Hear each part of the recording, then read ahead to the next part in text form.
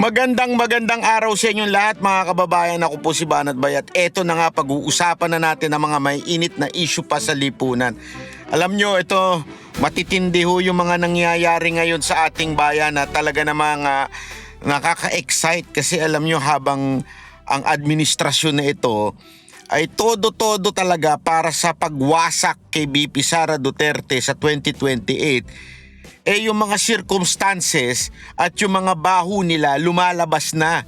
So ang nangyayari tuloy, kesa na nakakabenepisyo yung mga nangyayari, wala, lalo ho silang nababaon ho sa kumunoy, ika nga. Bawat galaw nila mas lalo silang lumalalim. Ngayon pag-uusapan natin yung sa ICC, pag-uusapan natin yung sa impeachment ni BP Sara Duterte na kung saan bumabaluktot na yung mga partido. At tila kinakampihan na po si BP Sara Duterte, 'di ba? At syempre yung mga bayani natin na mga dating sundalo, mga ex-army and ex-marine, pag-uusapan natin 'yan. At syempre yung pag-usapan din natin yung mga nagpipilit tumakip po sa kanila, yung nagpipilit po na depensa ng administrasyon na ito, pero nangyayari lalo po silang napapahamak sa ginagawa nila. Ay nako, alam mo ladies and gentlemen, sabi ko nga sa inyo, basta ikaw ay doon ka lang sa katotohanan, lalabas at lalabas ang tunay na ng bayan. Yung tunay, yung katotohanan, yung hustisya sa ating bayan.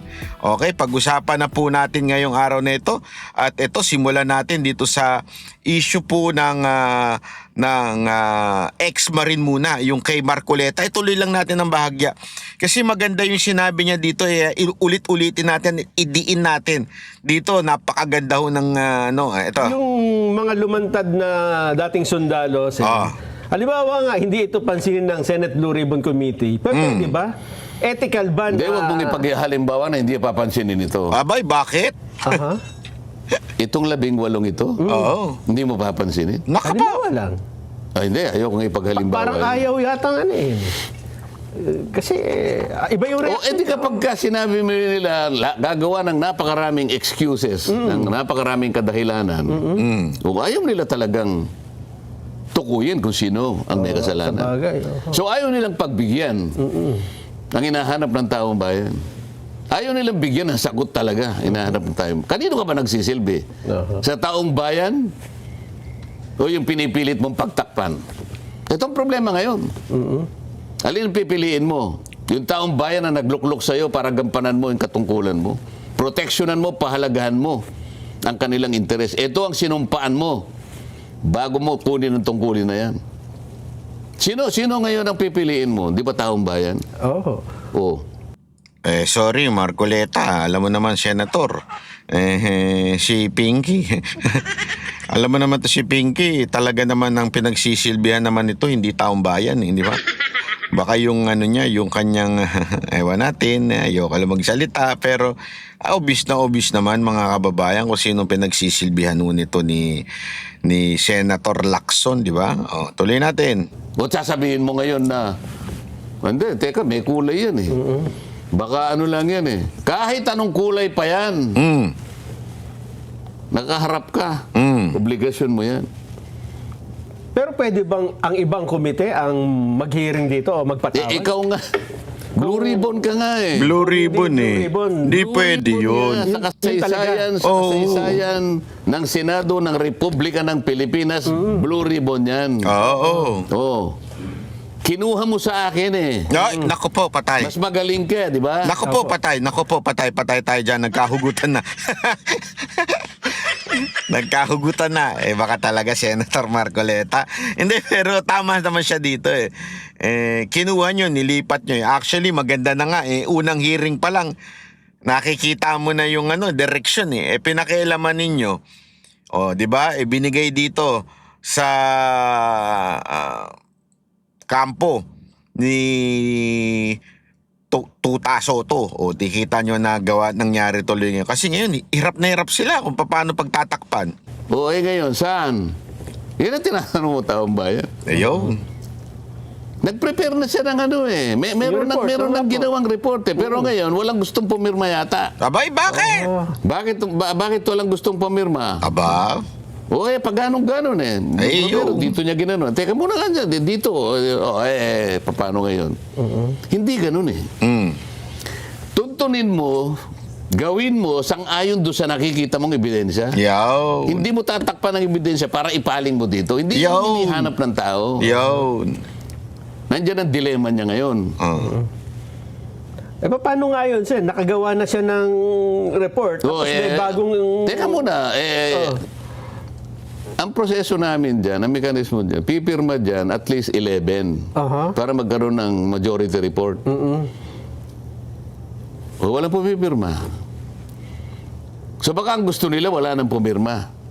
Kasi pag wala nang pumirma, wala nang ipipresent. Wala nang official na report na ipipresent. So ganun, papatayin na lang natin. Nako. Hindi nga papayag ang mga Kasi baka hindi niya na alam kung saan niya ikukurba eh. Nagtagal. Hanggang sa dumating itong batch na ito. So anong gagawin mo? So ang dapat na talagang susunod dito, itutuloy ang investigasyon kasi may bagong anggulo eh. Ganun po ba, Sen? Tanong mo sa kanya. Sabagay, hindi nga pala kayo chairman. Ako pala ang tinatanong mo. Dapat, ba't ba hindi mo inimbita rito? Yaw. Sa susunod na linggo, baka... Di ba? Opo. So dapat pala ganun. Kasi ang alam ko, parang yung bang resolusyon ng Senador Amy Kahit hindi natin pag-usapan dito kung ano yung dapat gawin eh. Sinabi ko na sa iyo kanina, ang taong bayan naghihintay. Yawn. Pera nila ito eh. Tama. Buwis nila ito eh. Tama. Pinaghirapan ito, pinagbuwisan ng napakaraming sakripisyo sa kanilang buhay. Ayun, alam mo naman mga kababayan, di ba? So diyan pinakikita talaga na etong si Lacson tila umiiwas dito kasi alam mo si Lacson mahilig ito sa conspiracy.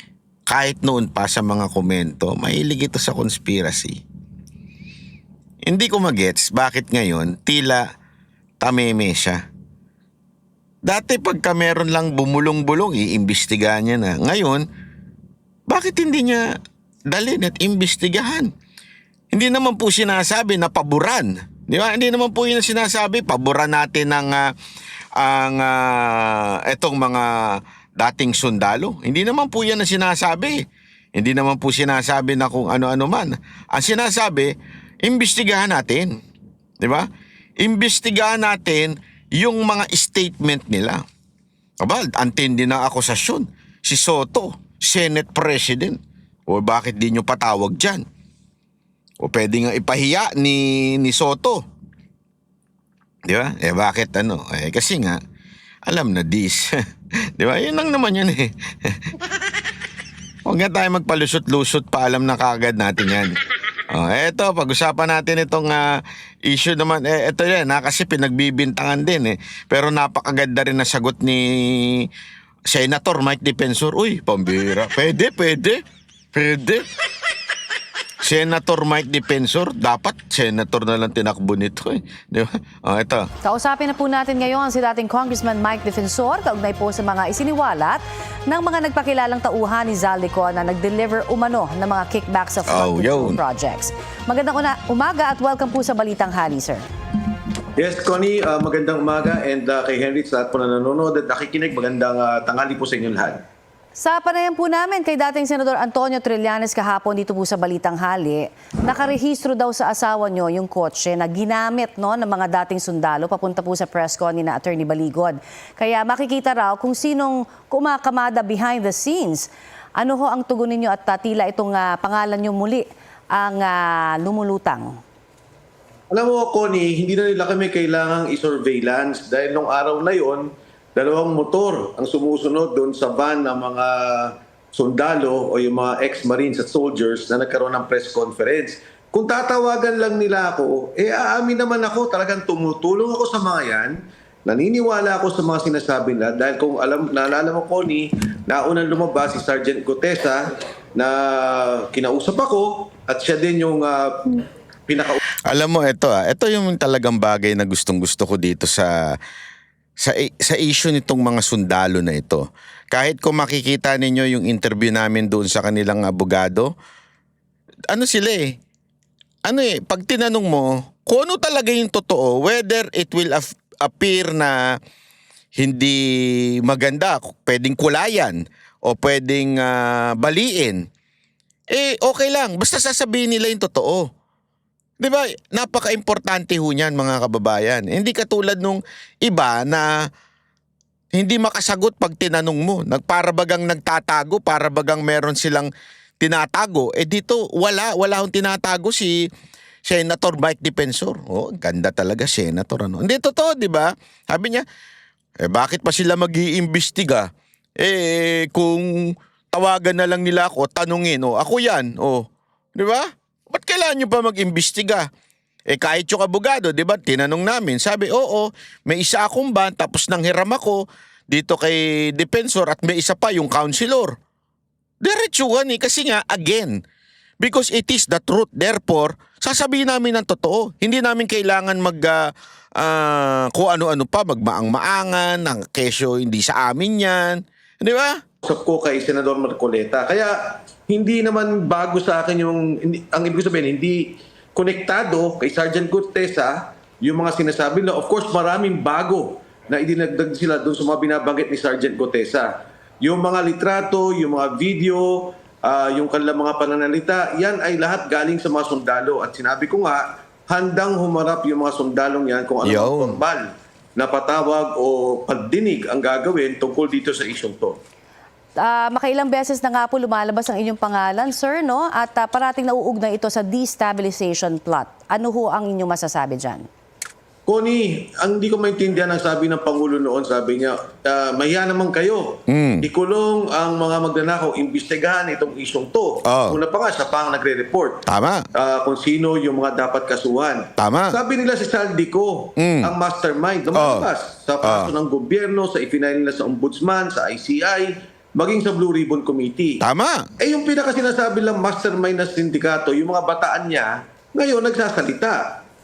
Parang hindi ko maidugtong na dahil may mga itinuturo na ayaw nila na nagdi-deliver doon sa Ilocos, nagdi-deliver doon sa Forbes Park, sa kanilang bahay ni Pangulong Marcos, sa bahay ni Speaker Martin Romualdez, biglang hindi na naman totoo. Kung hindi pala totoo itong mga sinasabi ng mga tao, hindi rin totoo yung kaso ni Saldico dahil isang grupo sila dati. Magkakasama sila, chairman ng appropriation si Saldico, at itong korupsyon na binabanggit ngayon at dalahan ng pera, hindi kasama ang mga sundalong yan. Hindi sila nakinabang, hindi sila TPWH. Ngayon nagsasalita, ang sasabihin naman nila, hindi totoo, at pilit nila sinisiraan ang kredibilidad ng mga taong to. Maghahain. Alam mo, ang ganda ng paliwanag ni Mike Defensor doon, Kasi, totoo yung Pangulo ang nagsabing talagang ikulong natin yung may kasalanan. Yan ang sinasabi niya, paulit-ulit, kulong natin ng may kasalanan, bla bla bla bla bla bla. Tapos, nung nakita na talaga kung sino yung may kasalanan at sinasabi ngang si Saldico daw yun, isa daw yun. Eto, mga tauhan ni Saldico. Tapos sinasabi pa nila noon, dapat managot si Saldico, makulong.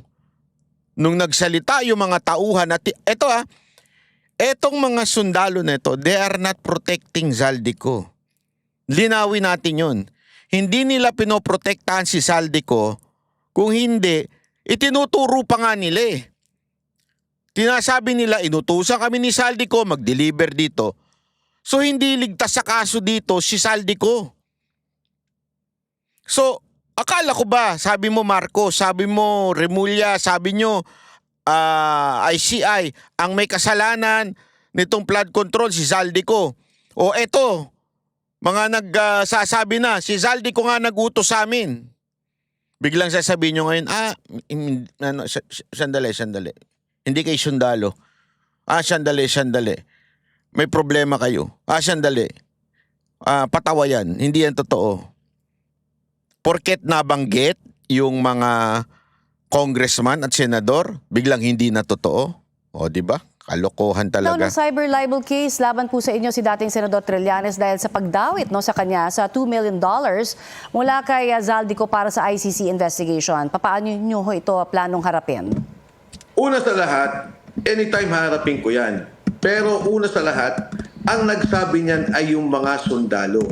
Galing sa mga sundalo, sila may bitbit ng pera, sila ang nagsabi, maging yung mga witnesses sa ICI, sinasabi nila na sila nagdadala sa raffle, sa Midas, walang nanggaling sa akin dyan. In fact, Tama. wala akong kaalam-alam dyan. So yung mga sundalong to ang mga nagsalita. Ang dapat nga kasuhan, si Senator Trillanes kung totoo. Ang dapat nga kasuhan ay yung ICC na mga prosecution team kung totoo ang ginawa nila. Dahil yun ay labag sa batas na para bang ginulo nila ang dapat na investigasyon dito sa kasong ito, inayos nila, minaniobra nila, para talagang makulong at makidnap si Pangulong Duterte. So, inuulit ko, ang mga salitang ito ay nanggaling sa mga sundalo na buong loob haharap sa anumang pandinig o anumang kaso na kailangan nilang harapin. Pero suportahan niyo po ang hakbang na ito. Sabi nga lahat daw ng mga sumuporta dito ay kakasuhan. So, pero kung kasuhan ho kayo, kayo ho'y haharap naman, ano? Isipin mo naman, Connie, ngayon ini-interview mo ko. Ibig ba sabihin kasama ka sa destabilization? Hindi naman totoo yun, di ba?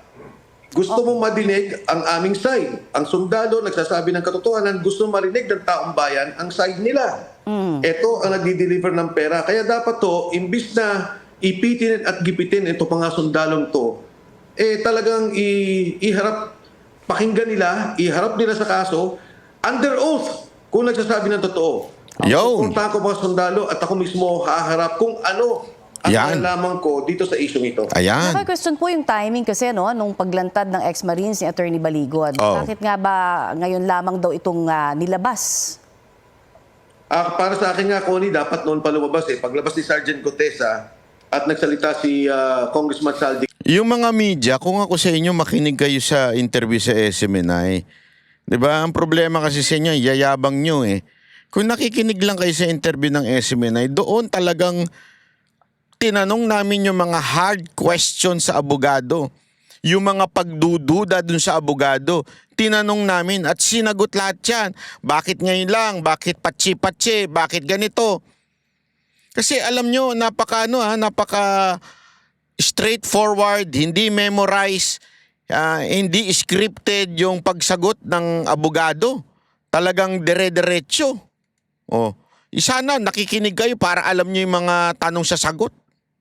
Mali, yung sagot sa tanong. Na totoo ang sinasabi ni Sergeant Gutesa, dapat sana lumabas na noon pa man itong mga sundalong to. Pero hindi ko hawak yung kanilang saloobin. Hindi ko hawak kung kailan sila magsasalita. Pero sabi ko nga, siguro nagkakataon nga, hindi natin alam, no? Hindi ko alam ang timing ng dahig. Tapos yung referral ng impeachment ni Vice President Sara Duterte, ang alam ko dapat last week pa yan na ini-refer nila. Nagkatugma-tugma, hindi ho namin kasalanan yan. At hindi ho nila dapat pagkaabalahan yung timing. Ang pagkaabalahan nila ang katotohanan ng issue. Totoo ba itong sinasabing delivery ng pera? Totoo ba itong mga litrato? Totoo ba itong mga video? Totoo ba ang pananalita ng bawat sundalo na na-involved sa isyong to? Sinabi niyo po na may panibagong grupo ng former Marines na lalantad. Hawak ang ebidensya sa umano'y bribery scheme sa administration ni Pangulong Bongbong Marcos. Ano ho ang inyong kinalaman naman dito? Bakit meron ho kayong knowledge about this firsthand? Well, una sa lahat, nung magsimula kasi itong 18 mga sundalo, hindi ko talaga sila nakakausap. Maraming mga retired soldiers. Ang alam ko, yung iba kausap nila active. Ako, wala akong kausap sa kanila. Na nagsasabi, eto lalabas, may mga lalabas na sundalo. And so later on, talagang ang kausap ng mga sundalo ay isang retirado rin na sundalong kasamahan nila. Kasama si Atty. Levy Baligod. At ang nadinig ko, ang pagkakasabi sa akin ni Atty. Levy, talagang may mga gusto Yun. So, ayan na yung... Ayun. na tayo nga lumalaban para sa bayan. Buhay natin, inaalay natin. Ayun. Ngayon nakita natin yung korupsyon na nakakapekto sa lahat. Talagang grabe ang nagiging epekto sa buhay ng bawat Pilipino. Bakit hindi tayo magsalita tungkol dito? Mahirap. Hindi basta-basta yan dahil nakataya buhay nila, Tsaka, ano ang motibo nila? Napakahirap kalabanin ng gobyerno ngayon. Kung ang motibo mo lang pera, kung ang motibo mo lang posisyon, nakapakahirap, walang power. Alam mo kung bakit? Meron ako narinig yung Dr. Quack-Quack. Naalala niyo si Dr. Quack-Quack? Si Dr. Quack-Quack yung albularyo ba yun? Si Dr. Quack-Quack, yung bida-bida na nagmamagaling pagdating sa COVID doon. Di ba? Sabi niya, kasi nag-comment siya, ano to hindi ko nababanggitin dito kasi ano ito cloud chaser lang itong tao na ito. Nagpapapansin ito sa Banateros kasi lahat kami binabanatan dahil nga sa gustong sumikat nito kasi laos na to Nagtago na to nga dati. Nagtago na itong animal na to Tapos binabanatan niya si Sir Jack. Tapos napanood ko, sabi niya, ang hirit niya doon. Tsaka na kayo magbumatikos, magmatapang, pag wala na si BBM daw. Tsaka na tayo kasi nakita nyo nga, ginawa doon sa inyong pinakapinuno na si Duterte. O, di ba? Dinala nga sa dahig. Alam mo kasi, bumabanat kami, it's not because of strategy. Ano magandang strategy? Babanat ba kami ngayon o hindi kami babanat? Hindi. Alam mo, tama siya dun Tama siya, yung pinakapinuno nga namin o yung ina-admire namin ay naando sa dahig. 'Di ba? Tama siya. May punto siya dun. Pero the main point here, okay? Kahit na andoon si Pangulong Duterte, bumabanat kami, it's not because takot kami o di kaya because may nagbabayad sa amin. Kasi ayun na nga nandun na si Pangulong Duterte. So wala talaga kaming reason para magmatapang. Ba't namin ginagawa ito? Kasi sabi nga ni attorney, tinanong namin siya, di ba? Tinanong namin siya, what's the reason bakit sila lumabas? Alam mo, simple lang ang sagot niya Ito'y katungkulan natin bilang Pilipino. Hahayaan ba natin na bumagsak ang ating bansa? Ito'y ating katungkulan na lumabas at magsalita. Ito'y ating responsibilidad na ipaglaban ng ating bayan. Diba? Ito nga yung sinasabi na ipaglalaban lang natin ang ating bayan dun sa katotohanan. Sasabihin nila may power kaya ginagawa ito kasi may motibo kayo. Wala kaming motibo. Kayang-kaya kaming ipakulong kung gugustuhin ng gobyerno. Sa totoo lang, kayang-kaya. Kita nyo naman na nangyayari sa lahat ng mga lumalaban sa administrasyon na ito. Di ba? Pinakukulong talaga. So, kaya talaga Pero again, it is because for the love of country and our responsibility as a citizen of this country to tell the truth. Yun lang yun Buhay ng pamilya nila. So, nung nagbuo sila ng grupo, siguro sabi nila, dapat marami tayo. At tama rin naman na marami sila. Kaya nilang depensa ng sarili nila kung sakaling may kaganapan o may gagawin laban sa kanila. Etong 12 naman, nagsabi na rin siguro, nasusunod kami. Ang alam ko, Connie, kung nare-recall mo, 90 lahat ang tao ni Saldico, 90, na may kinalaman sa lahat ng isyong to ng dalahan ng pera, bigayan ng pera, delivery sa mga bahay-bahay at doon sa bahay ni Speaker Martin Romualdez sa townhomes na binabanggit din nila.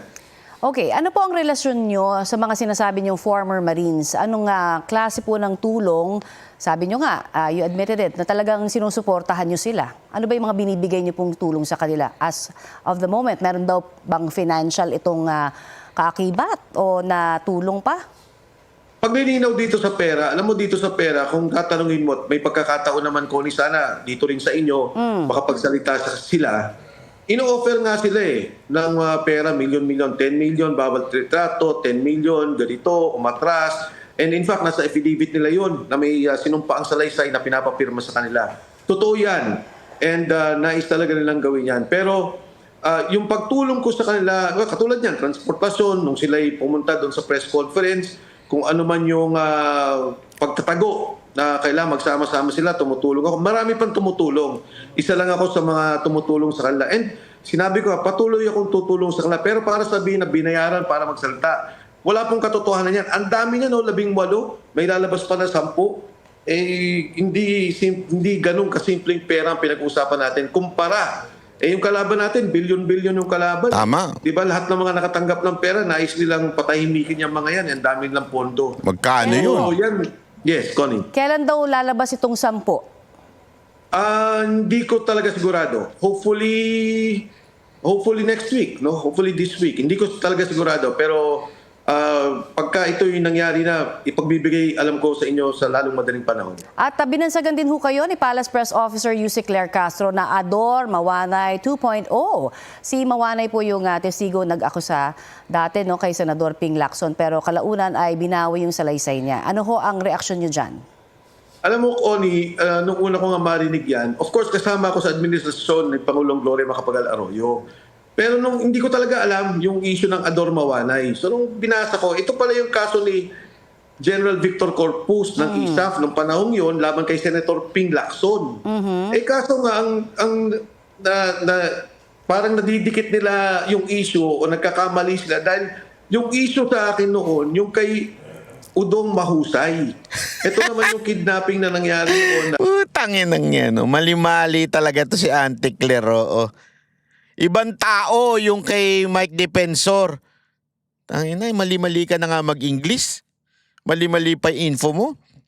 Alam mo, Auntie Claire, ako hindi rin naman ako magaling mag-English. At least tama naman yung info na binibigay ko. Di ba? Mali ka na nga, di ka na nga marunong, bobo ka na nga sa English. Pati ba naman yung info, kabobohan pa din, di ka nagre-research. Mag-research ka naman. Ngayon mali oh. Mali na English mo, mali pa to. Ano to? Ano pa alam mo sa buhay? Sumipsip, nang alam mo. Supposedly, no, kinidnap siya, tapos ako yung personal na kumuha kay Udong Mahusay. So parang nadidikit nila yung kwentuhan to. So yun yung nangyari ngayon. Kay Yusek Claire Castro, siguro ang mensahe ko lang, mag-ingat-ingat sa mga ganon. Dahil nga sinasabi plant ng witness, never ko pong ginawa yan. At lalo na sa usaping ganito, hindi mo pwedeng paglaruan ang buhay ng mga tao, lalo na ng mga sundalo ng mga marino.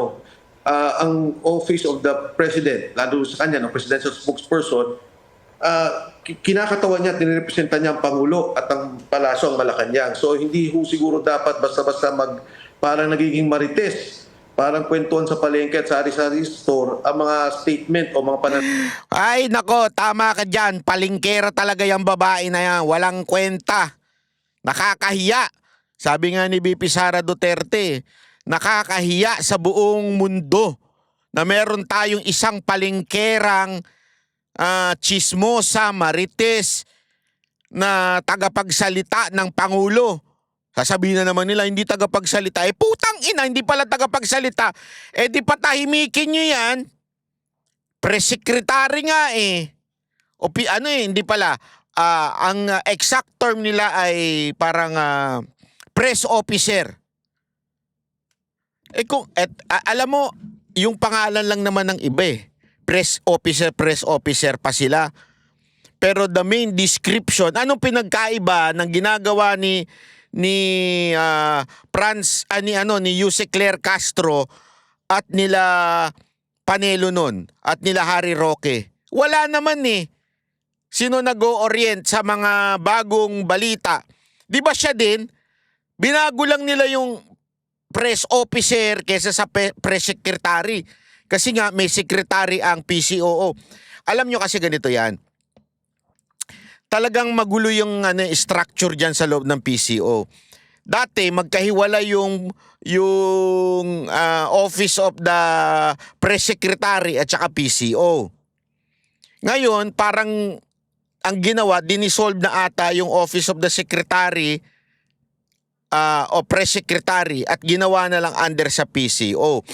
So, ibig sabihin, hindi pa pwedeng tawagin ang isang spokesperson na press secretary kasi may sekretary, yung si Gomez, di ba? So ano ibig ko lamang pong sabihin? Ibig lang sabihin nun, iniba nyo lang yung pangalan pero same job description. Ayaw nyo man patawag na spokesperson kasi nga nadula si Marcos noon na ayoko na may spokesperson. So, kunwari na lang, hindi ka spokesperson pero the job description itself, spokesperson ka. Wala kayong pinagkaiba na ginagawa nila Panelo at ni Harry Roque noon.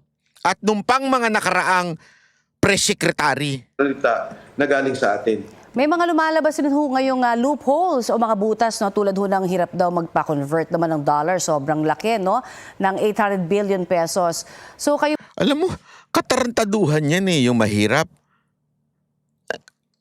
Nasa gobyerno sila. Paano maging mahirap?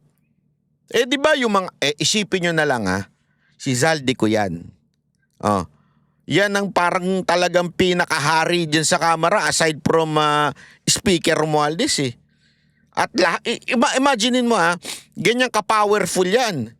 Pera nang gagaling sa kanya sa lahat ng mga Imaginein mo kung how power. Sabi ko nga, grabe yung power nitong taon to. To the point na yung kanya security umaabot sa 100. Abay, batalyon na yun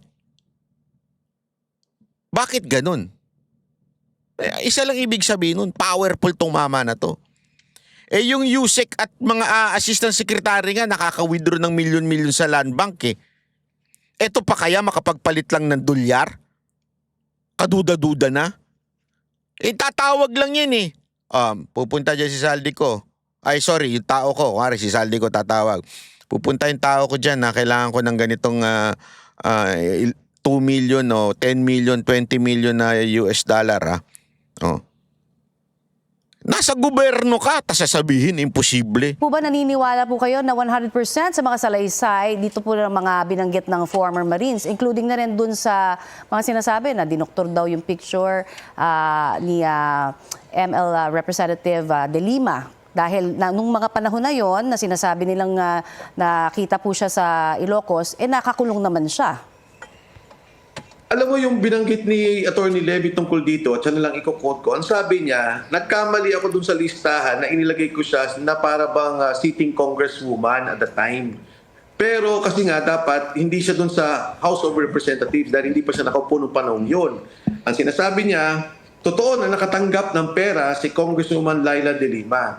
Ngayon, ang aking paniwala dyan, oposisyon, in the end, ang mga sundalo ang haharap kay Congresswoman De Lima.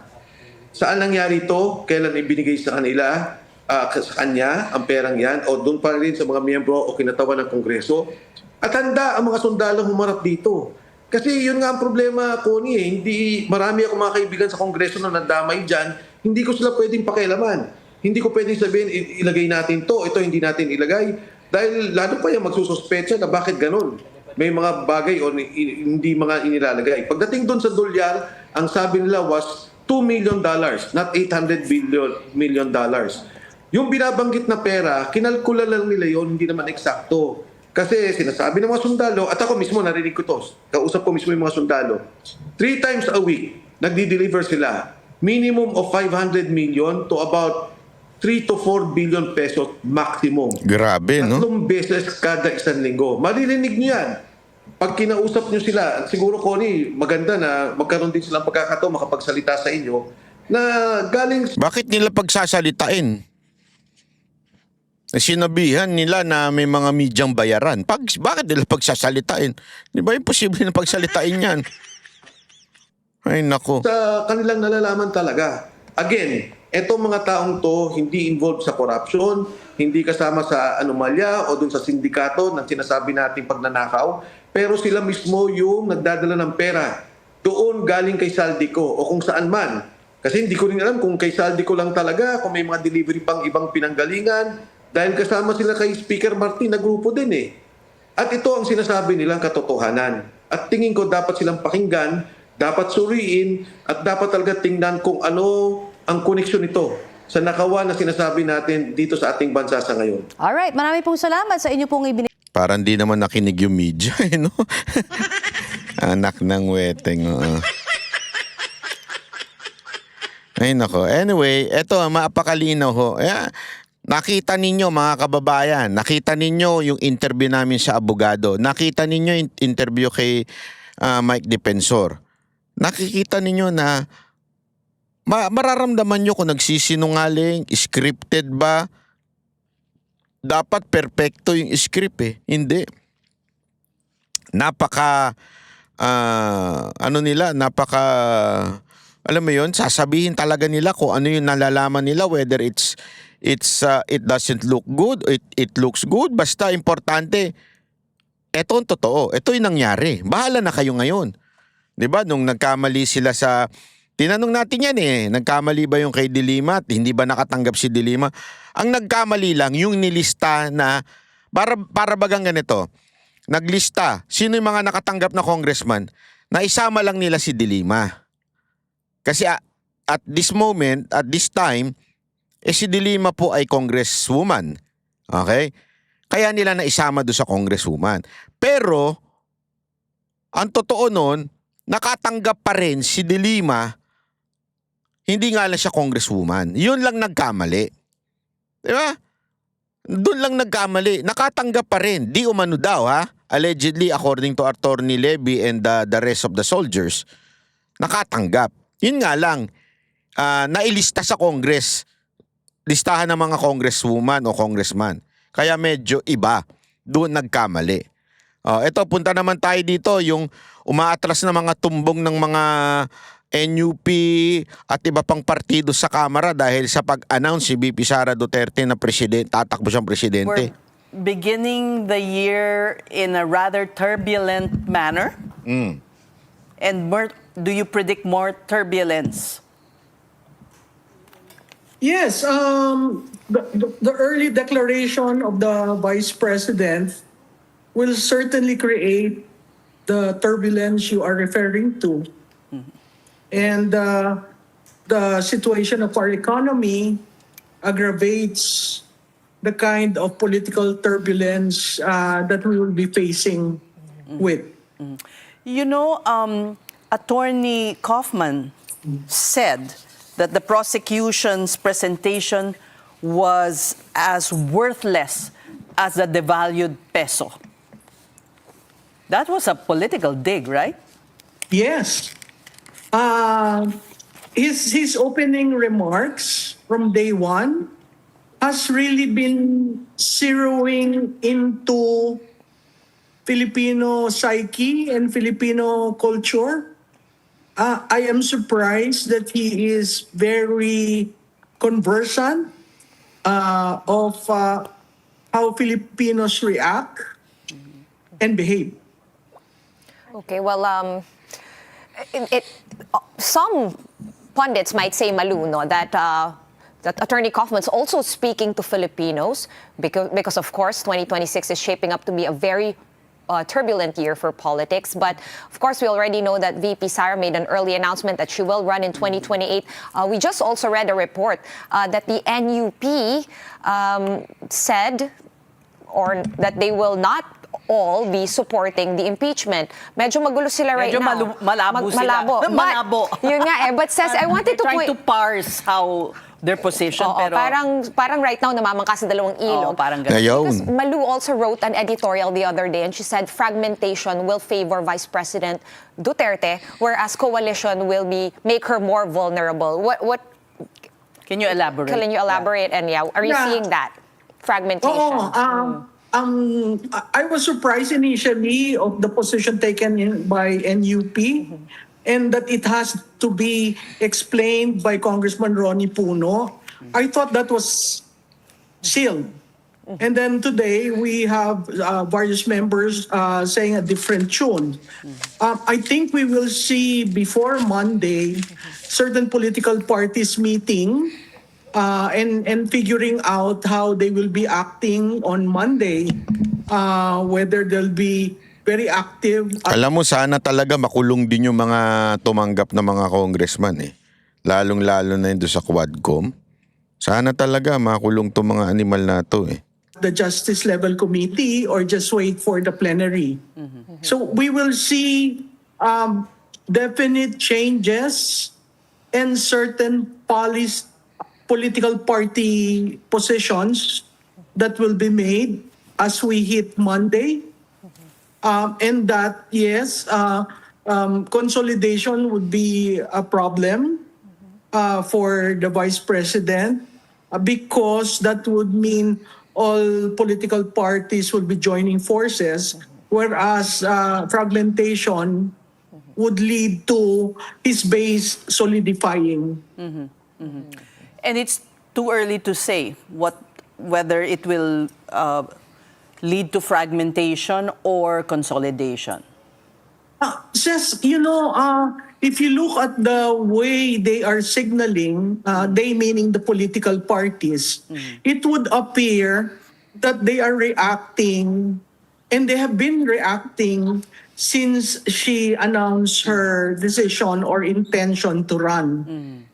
So my sense is they are looking at how the public will come in the fray, considering her strength really belongs to the ordinary Filipinos, not to a political party, because she's not a member of any political party right now. So the signaling would be both for the oligarch-backed political parties, as well as those who have terms that allows them to run for 2028. Okay, but would an alliance of the BBM administration and the traditional opposition not be far-fetched? It's going to be very hard, as you very well know. When you talk of alliance, you need the rules of engagement. When you say the pink, the yellow, and the Makabayan will be joining forces with the Marcoses, the main trigger points there would be how would they be alliance partners. Like what former Senate President Frank Drilon said. It all begins with how do we ensure that we are able to field a competitive candidate and that the alliance will hold. When you're talking about coalition, Grabe, no? Alam mo dito, pinapakita talaga eh. Huwag na nating ituloy ito dahil medyo English speaking si Ma'am Malu dito. Kailangan kasi ipaliwanag natin ito. Ano ba nangyayari? Alam mo, ganito yan eh. Sa politika kasi, etong sabi nga nila etong Congress, ang pinaka-political animal ang tawag nila dyan eh. Sila yung pinaka baliktaran. Naalala nyo nung panahon ni Pangulong Duterte, ininsulto pa nga ni Pangulong Duterte yan eh. Wala naman sumuporta sa akin dito eh. Ganun lang sinabi ni Pangulong Duterte. Tapos, lahat nagbaliktaran, lahat ng PDP. Ganun naman lagi. Yung iba nun bumabatikos kay Marcos. Ngayon lahat sip-sip kay Marcos kasi si Romualdez. Kasi honestly, etong bayan natin, hindi naman talaga bayan ito ng mga congressman na gusto magserbisyo sa bayan. Etong mga congressman na hinalal ninyo at hinalal natin, mga gusto lang naman magpayaman. Hindi naman talaga para magrepresenta ng mga kanilang distrito o di kaya naman ng kanilang sekta dahil sa party list o nasasakupan. Ito ay mga nagpapayaman lang at gusto lang namang kumita at magkapera at magka-prestige. Kasi the mere fact, para manalo kang congressman, you really have to spend so much money. So, eto, siguro mga 10% lang. Ako sa tingin ko, 10% lang dyan sa Congress ang para sa bayan. Yung talagang nandyan kasi gusto magsilbi. Baka nga walang 10%, baka 5% lang eh. Yung mga katarantaduhan, yung makabayan, hindi naman sila nandyan dahil gusto nila magsilbi sa bayan. Yun para magsilbi dun sa mga kasama nila sa bundok. Pag kumita sila, kasi mahina na nga ang pangingikil ng mga kasamahan nilang NPA. Kaya Diyan na lang sila kumukuha ng pera sa budget sa Kamara. Hindi kayo nagtataka? Ang bait-bait nila noon nung merong pang nandiyan pa si Romualdez. Pero nung nagkabukingan na sa korupsyon, bigla na silang lumayo. Kasi alam nilang wala na sila makukuha eh. Ganyan yung mga hindot na yan. Ganyan yung mga yan. Hindi naman talaga tunay na makabayan yan eh. Ngayon tuloy, dahil nagdeklara na nga si VP Sara Duterte tatakbo, marami na dyan nangangatog. Kita nyo, hindi na sila pipirma ng impeachment, di ba? Hindi na sila gagalaw. Bakit? Dati, atat na atat kayo ah. Ngayon, sinasabi ninyo, hindi na kayo gagalaw. Oh. Kita ninyo? Although itong Makabayan Black, meron pa silang huling baraha. Ito, panoorin natin ito ah. Ihaharap ng mga endorser ng ilang impeachment complaint laban kay Vice President Sara Duterte ang mga bank record ng bise at affidavit ng nagpakilalang dati niyang aide. Kasunod yan ang hamon ng National Unity Party at ng House Justice Committee Chairperson na dapat may bagong ebidensya para umusad ang mga reklamo. Nakatutok si Tina Panganiban Perez.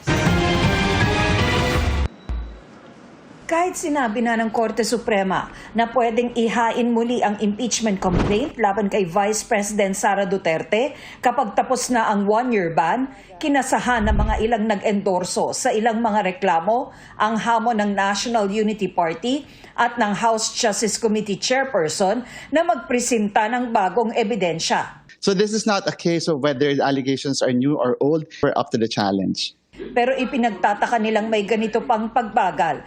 Gayong nadesisyonan na ng Kamara noong nakaraang taon na dapat ma-impeach ang bise. We went through this process before at alam naman natin na na-impeach na siya ng House of Representatives. Walang problema both sa issue ng sufficiency in form and substance. Grabe, hirap na hirap akong panoorin yun ha. Nakatagilid ako para mapanood yun. Para nakaganon ako.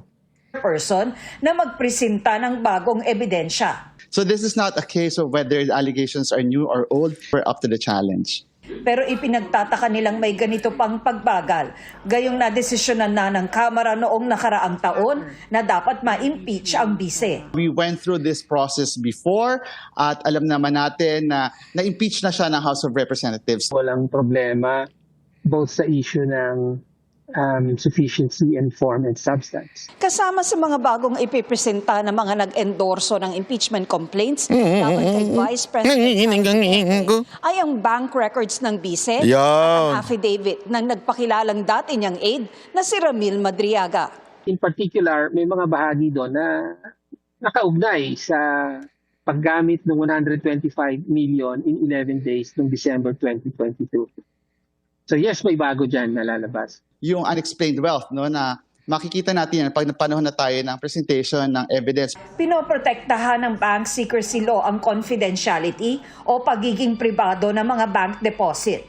Pero sabi ng isang vice chair ng House Committee on Justice, exempted dito ang impeachment. I know that that's one of the I think exceptions, no, on the bank secrecy law, on yung AMLAC din na pwedeng ma-explore yung kung may impeachment cases. Inabisuhan na ng Justice Committee ang mga miyembro nito sa pulong nila sa susunod na linggo. Para sa GMA Integrated News, Tina Panganiban Perez, nakatutok. Nahirapan ako dun sa balita na yun ha. Talagang kailangan kong gumilid para mas maunawaan pa talaga yung sinasabi nung ano bang tawag mo doon? Bayot ba tawag mo doon? Hindi ko alam kung anong tawag doon eh. Ewan ko kung anong tawag mo doon. Basta, anyway, ayun na nga. So, ayan na yung bago nilang hakbang. Yung pabuksan ang bank account ni VP Sara Duterte, which is lumang style na yan. Ginawa na yan kay Pangulong Duterte. Wala naman na discovery. At saka, kung sakaling may pera, halimbawa lang hindi ba pwede magkaroon sila ng negosyo dun sa Davao? Ang unladun lunsod nila, kailangan ninyong i-connect kaagad-agad ang lahat ng bagay. Hindi, ako again hindi ko sinasabing may pera ang mga pero hindi naman siguro sila mahirap. Ang mga Duterte, ang tagal na nagsilbi sa gobyerno. May sahod naman sila. May mga negosyo naman yan sa Davao, sigurado ako. Diba? Hindi yan ang issue. Alam mo, kasi ganyan yung pinipinta nila eh. Porket sa kanila, yung kinikita nila napupunta sa, ewan ko kung saan ba, ha? Baka sa bundok at wala silang bangko. Pero ito kasi, hindi naman ibig sabihin necessary halimbawa na may pera ka, kurap ka na eh. Diba? Hindi naman yun ang usapan dito eh. Kukulayan lang nila yan na porket may pera. At saka, ang dali-dali. Hindi, katarantaduhan ho kasi. Sa totoo lang ha. Hindi ko sinasabi to dahil sa meron akong alam na pera sila. Hindi. Katarantaduhan, ang dali-daling magtago ng pera. At totoo lang. Kaya nga tingnan ninyo, walang humihingi doon sa bank account nitong mga congressman na di umano at mga senador na nakatanggap. Kasi ang dali namang itago ng pera. Ang daling i-deposit yan sa ibang bansa. Di ba? Ay, sa tingin ninyo, halimbawa lang. Oh, naging presidente si Pangulong Duterte. May pera yan, si VP Sara Duterte. Halimbawa lang, nagnakaw siya ng milyon-milyon, ginto-ginto. Dadaan siya sa airport. Sa tingin niyo pipigilan ng airport yan, ma'am? Tingnan po muna namin yung bag mo. Hindi na yan. Baka nga hindi dumaan yan doon sa VIP. Hindi ko sinasabing ganun ha. But again, ang daling ilabas ang pera. So why am I saying this? Kasi ganun din naman eh. Halimbawa si Romualdez. Sa tingin niyo si Romualdez dumadaan sa proper protocol ng airport? So kung may pera yan, sigurado ko nailabas niya na. Si Zaldico, sa tingin niyo dumaan sa proper way sa airport?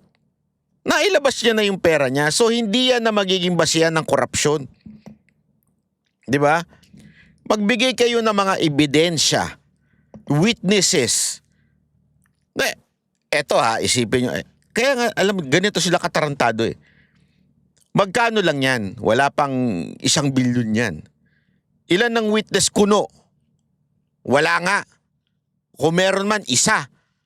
Eto, 18 plus may second batch pa na sinasabi sila na merong diniliber na pera sa mga congressman at sa mga senador at sa iba pang mga public official. Bakit ayaw ninyong yun ang halongkatin? Ayun ang i-focus ninyo. Hindi ako sa Makabayan Black. Putang ina ninyo. Bakit hindi yun na i-focus ninyo yung mga kasamahan ninyo? Na bilyon di umano ang nakaw. Dahil nga sa sinabi nitong 18 witnesses and there are testimonial evidence. Therefore, lehitimo yung kanilang ebidensya. Bakit hindi silang focus ninyo? Alam niyo kung bakit? Wala silang mapapala. Wala silang pakinabang. Dito kay VP Sara Duterte, pag napa-impeach sila, may pakinabang sila. Dahil alam nila, nagsalita pa si VP Sara Duterte doon sa interview namin, hindi ba? That she will make sure mawawala na sa Pilipinas itong mga komunista na to. Makukulong na sila. Sabi nga niya gusto nyo ng ebidensya? Puno kami ng dokumento sa Davao City na involve itong mga putang inang makakaliwa na ito sa pagiging teroristang NPA. Si VP Sara nagsabi niyan. Kaya nga nung tinanong ko, ma'am, yan, isa po din pa yan sa iyong plataforma sa pag ikaw naging presidente? Oo, buburahin niya itong mga ito. Kaya kung gusto ninyo mawala nito mga NPA na ito, iboto natin si VP Sara Duterte.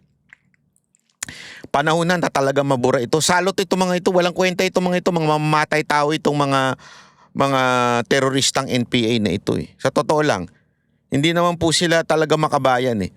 Salot po sila sa lipunan. Dapat na silang makulong. Ito yung totoo ha. Hindi ako nag-aano ha. At kung sino man yung sumusuporta, remember, they're considered as terrorist. Hindi ko tama yun. Alam niyo ba ibig sabihin ng terorista? Galit na galit tayo dun sa nagpasabog dun sa 911. Terorista yun. Meron tayo sariling bersyon. Eto mga to. Kaya dapat talagang ito mga to makulong. 'Di ba? Yun ang totoo eh. And we need BP Sara na manalo dito para talaga ito mga to mawala na ito. Kasi sasabihin nila, kasi ang reason, ito just to be ang reasoning nila, oo, we are CPP, NPA, NDF, but we do not hold arms. We are not the armed group. The armed group is the NPA. Still, you are together with them. Hindi naman po kami nagsabi niyan. Ang nagsabi niyan, yung mismong pinuno ninyo. Magkakasama kayo. Kaya nga CPP, NPA, NDF. Magkakasama kayo. Oh. So sana, ako magpakatotoo tayo. Etong Makabayan Black, kaya ito galit na galit kay BP Sara Duterte dahil alam nila na sila ay mawawala na pag naging presidente si BP Sara Duterte. Yan ang katotohanan. Kaya mga kababayan, patuloy lang po tayo na dito sa ating channel. Patuloy nyo lamang po i-share at i-like po ang mga pangyayaring ito dahil kailangan talaga natin maging updated every day. Lalo na painit ang eleksyon itong darating. At saka huwag kayong kukurap, malay mo. 'Di ba? Kaya kailangan lagi kayo nandito para makita ninyo at malaman ninyo at maintindihan yung mga nangyayari sa ating bansa. Okay, maraming salamat po. God bless and see you again.